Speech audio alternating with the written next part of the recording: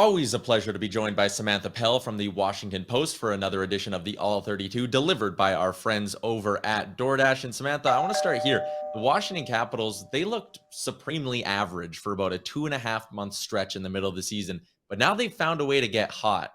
What's changed with the Caps? I mean, really, I think it was just kind of that four-game winning streak when you look at it. And overall, it was actually really, really good goaltending. It was strong wins. It was the offense finally clicking. It really felt like maybe at times that during that up and down stretch that there was just really no chemistry. It felt like maybe the effort was lacking at times. The execution wasn't there.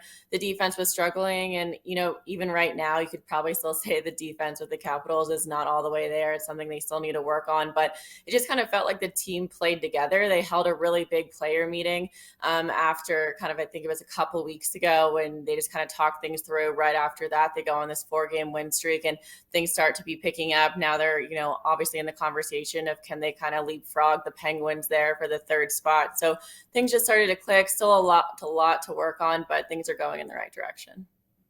Samantha, what's the eye test been like for Alex Ovechkin, and has he been passing it these last number of weeks? You take a look at his numbers. He's on one of those Ovechkin-like runs again, 15 goals in the last 20 games, nearing 50 again for the 9th time in his career. What was missing from his game, and what has he found over these last 20 games or so? Yeah, I really just think, Ovechkin's game has really kind of been a product of the team's game, honestly.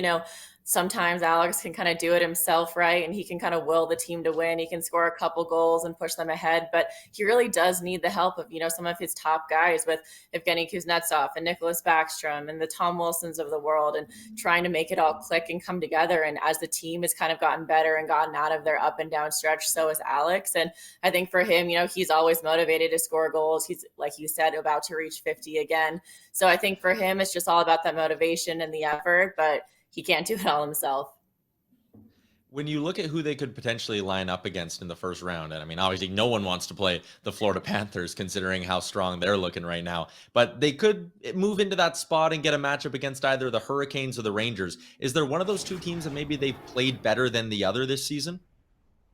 I mean, Carolina, they've actually been pretty impressive with this season. I believe that they won that series 3-1 this year. And so for them, I think they do match up well against Carolina. It's always really tough, physical games, both teams going back and forth, goals, obviously, back and forth for both teams. I think the Rangers would be kind of one of those low scoring, chippy games that I'm really not sure if the Capitals really want.